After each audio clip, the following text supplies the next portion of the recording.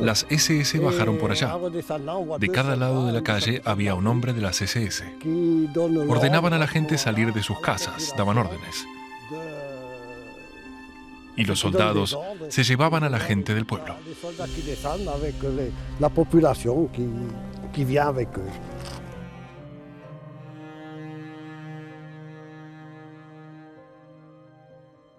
En el corazón de Francia, en el tranquilo pueblo de Oradour-sur-Glane, el nazismo cometió una de las monstruosidades más oscuras y devastadoras de su historia.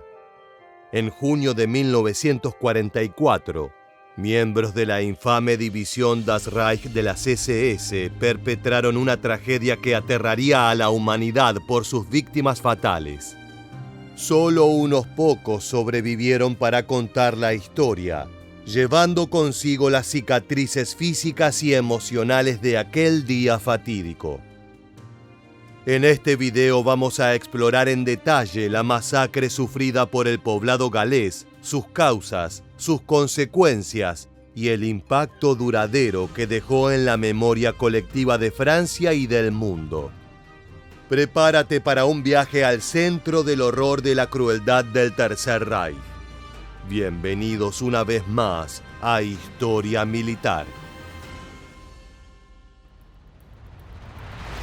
En los sombríos días de la ocupación alemana en Francia durante la Segunda Guerra Mundial, la resistencia francesa, conocida como Maquis o Resistance, se alzó valientemente contra el yugo del opresor. Los actos de desafío y los sabotajes eran una afrenta al poderío nazi y se traducía en una chispa de esperanza en medio de la oscuridad de la contienda. Como era de esperar, la respuesta alemana fue implacable. Ante la amenaza de los ataques de los rebeldes, las autoridades de ocupación no dudaron en tomar medidas brutales. Los ejecutores disparaban sin piedad a los rehenes y aquellos sospechosos de estar apenas vinculados con el movimiento de oposición enfrentaron el horror de los campos de concentración.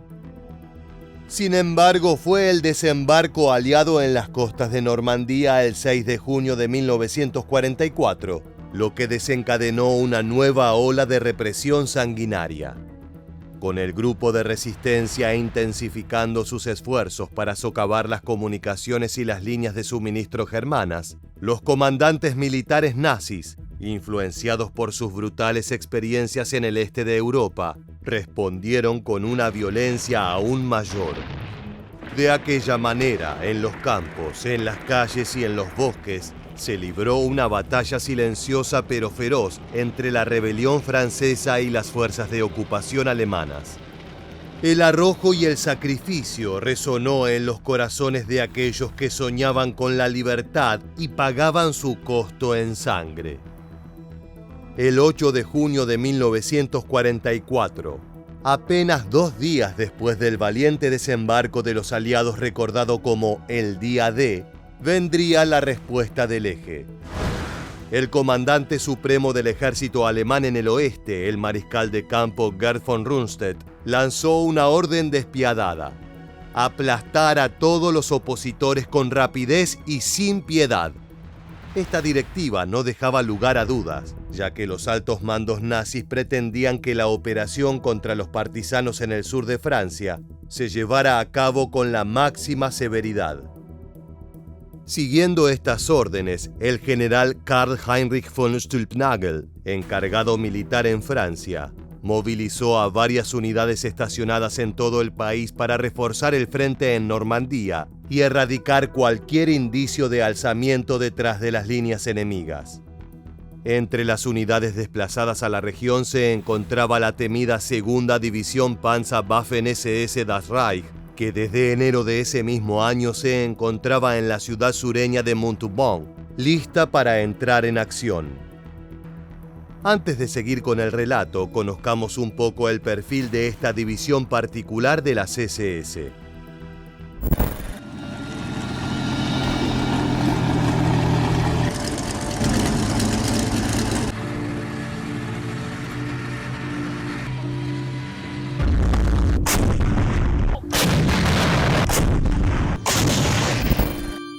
Las brigadas Panzer de las SS representaron la élite de la máquina bélica nazi en la Segunda Guerra Mundial.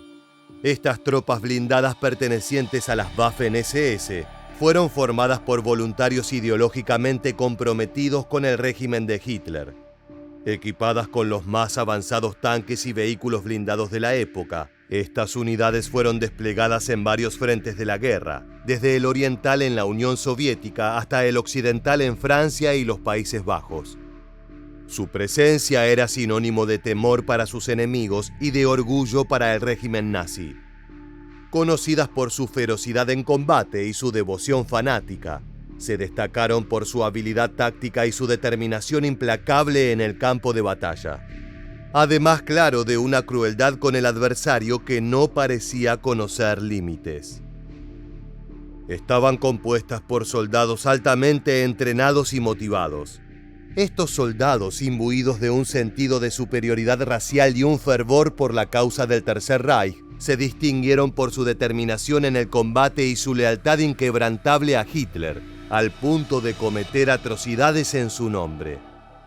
A lo largo del conflicto bélico participaron en algunas de las batallas más feroces y decisivas de la contienda.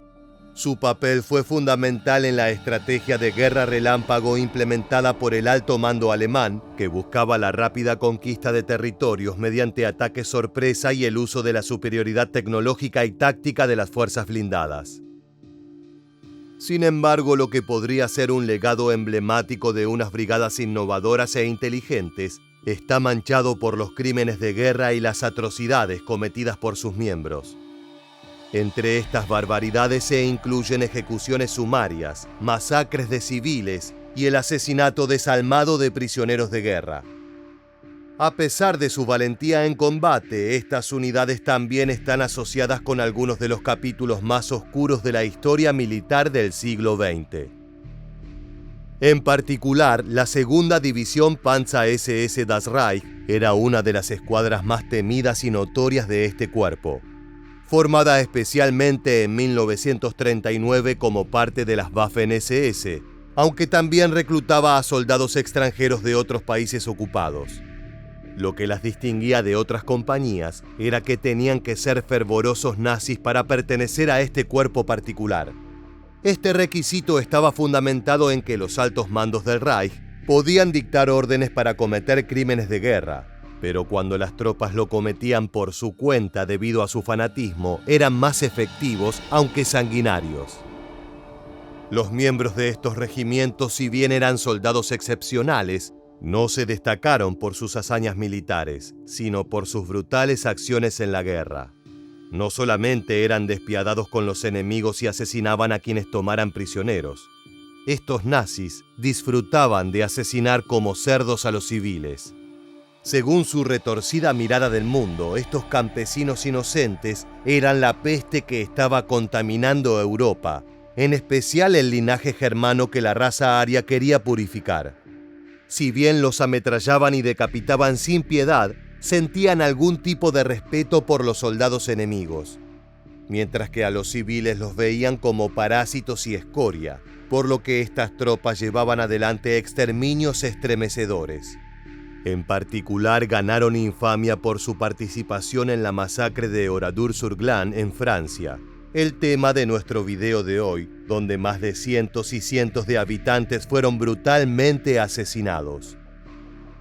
Esta violenta escuadra de soldados siniestros y tanques letales, dirigida por el general de división de las SS Heinz Bernhard Lammerding, había acumulado 2 años de experiencia en combate en el frente oriental antes de su traslado a Francia.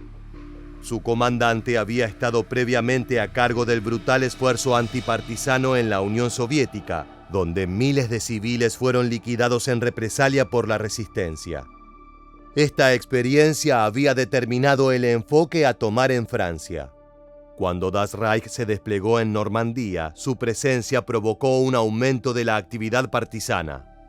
El 9 de junio de 1944, 99 hombres fueron brutalmente ahorcados en el pueblo de Tulle frente a todas sus familias por haber sido declarados rebeldes. Esto solo sería el preludio de una tragedia aún más espantosa. Al día siguiente, la unidad subordinada Der Führer, bajo el mando del mayor de las SS Adolf Dickmann, se dirigió hacia el pacífico pueblo de Oradour-sur-Glane. La población, que incluía refugiados judíos que huían del horror nazi, se encontró atrapada en un infierno en la tierra cuando los soldados de las Waffen-SS rodearon la aldea al mediodía. La imagen es horrible de suponer. Una manada de hienas sedientas de sangre acechando a una manada de criaturas indefensas. Lo que siguió fue una de las atrocidades más desgarradoras de la guerra. Uno de los pocos sobrevivientes y testigos, Robert Hebrat, que entonces tenía apenas 19 años, no podrá olvidar jamás lo sucedido. No solo vio los horrores que venimos narrando, sino que él mismo protagonizó como víctima un episodio de ejecución impactante. Escuchemos el desgarrador testimonio. Aquí colocaron sus armas, 2 ametralladoras. La mayoría se encontraba aquí, en el centro del granero. Yo estaba mucho más atrás, junto al muro. Entonces hubo una detonación. Era un fusilamiento. Mataron a todos. Sin piedad ni compasión, las tropas de las SS masacraron a hombres, mujeres y niños. Los edificios fueron incendiados y el pueblo fue reducido a cenizas. Repasemos más en detalle en qué consistió este desalmado e inhumano espectáculo. El sonido de las botas resonó por las calles adoquinadas mientras las tropas de las SS se desplegaban, sembrando el terror entre los residentes pacíficos que poco sabían del horror que se avecinaba. El trágico suceso comenzó cuando los soldados reunieron a toda la población en la plaza del mercado, segregándola por género. La idea de las tropas del Reich era hacer una exhibición de su crueldad más absoluta. Los hombres, en su mayoría, fueron encerrados en los graneros en las afueras del pueblo, mientras que mujeres y niños fueron confinados en la iglesia local. Los horrores desatados por las tropas de las SS en la pequeña villa francesa siguen siendo uno de los hechos más cruentos y menos mencionados de la Segunda Guerra Mundial por el dolor e incomodidad que despiertan. La brutalidad de las SS no tuvo ningún tipo de límite, ni humano ni moral. Una vez que las víctimas estuvieron confinadas, cada grupo en su respectiva prisión mortal, los soldados nazis prendieron fuego a los graneros y lanzaron granadas a la iglesia. El grotesco show de luces, explosiones, fuego y gritos dio comienzo. A medida que las llamas se agigantaban en los establecimientos, las voces iban apagándose. Las de los niños dejaron de oírse primero. Sin mostrar ningún tipo de compasión, los oficiales del Führer no solo no se apiadaron ni intentaron ayudar a las víctimas, sino que se apostaron en las puertas de los establecimientos impidiendo cualquier intento de escapar del feroz incendio. Gravemente herido, Hebrat padeció el insoportable calvario. Después de haber sobrevivido a la ejecución, empezó a notar que iba a correr el mismo destino que sus coterráneos. Iban a incendiarlo como estaban haciendo con el resto de las víctimas. El hombre se hizo pasar por muerto entre los cadáveres para no ser descubierto y asesinado y así intentar escapar. Escuchémoslo en primera persona. Nos arrojaron encima todo lo que podían quemar. En algún momento me alcanzó el fuego. Tenía 2 opciones, o quemarme vivo o morir por un disparo. Tomé la decisión de salir. Y entonces se retiraron.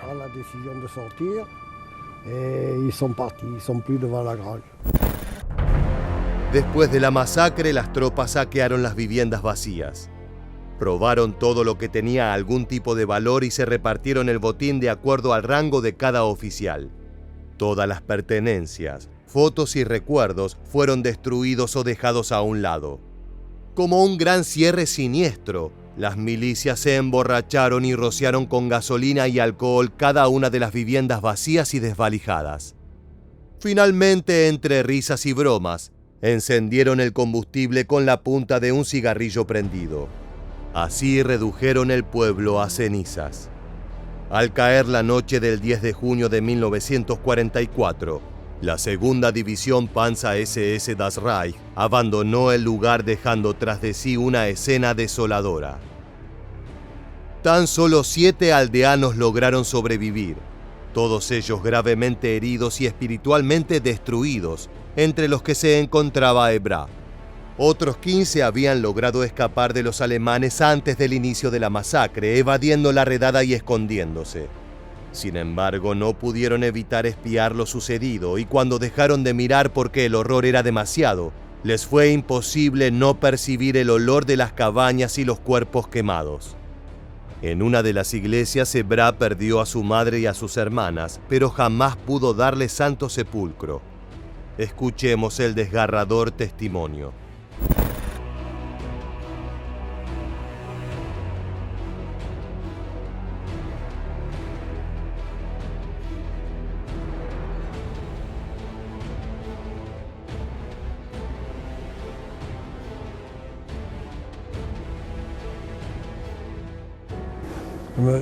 Miro alrededor y me pregunto, ¿dónde murieron?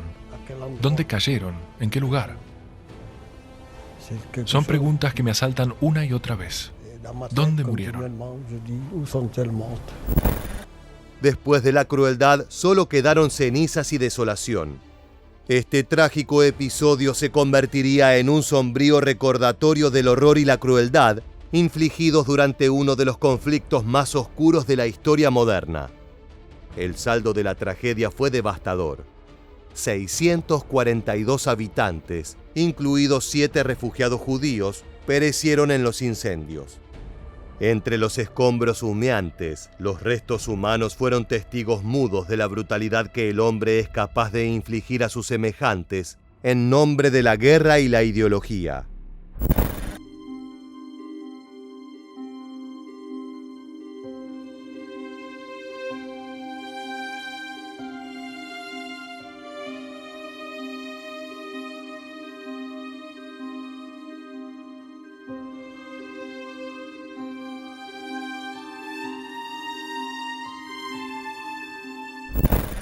La masacre de Oradour-sur-Glane se convirtió en un punto de inflexión que generó una intensa atención, tanto en el ámbito nacional como internacional, en ese preciso momento de la guerra.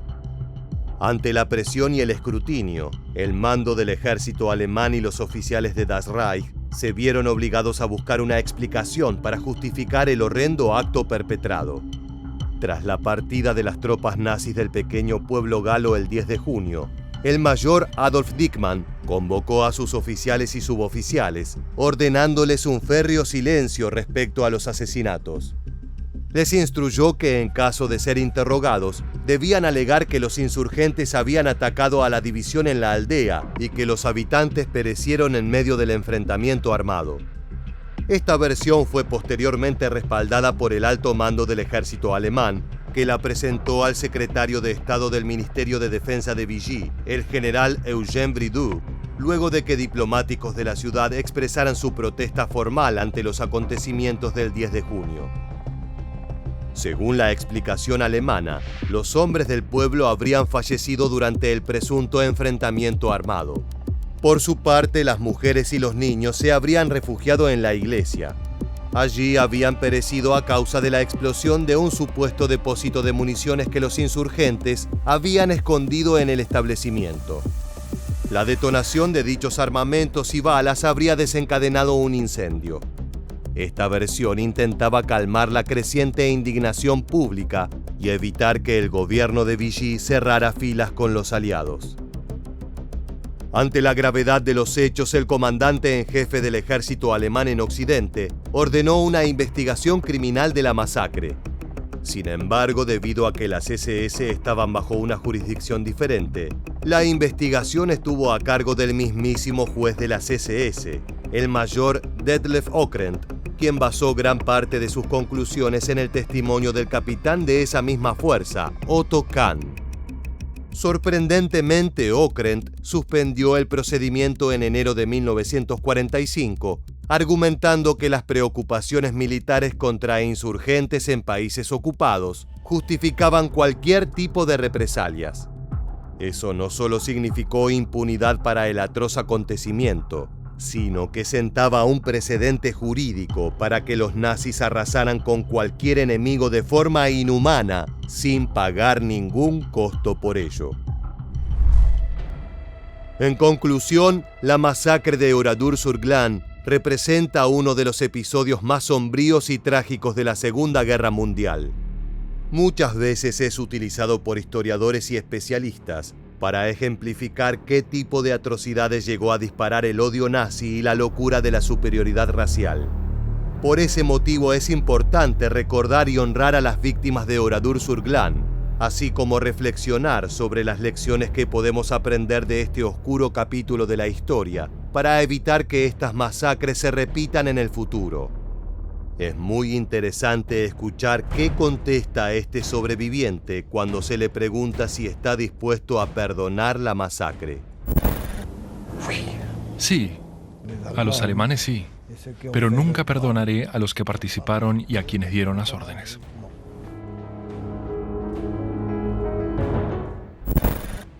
Estamos llegando al cierre de esta trágica entrega. Esperamos leer tus valiosos comentarios y apreciamos tu participación. Te agradecemos haber llegado hasta el final y te esperamos en los próximos episodios de Historia Militar.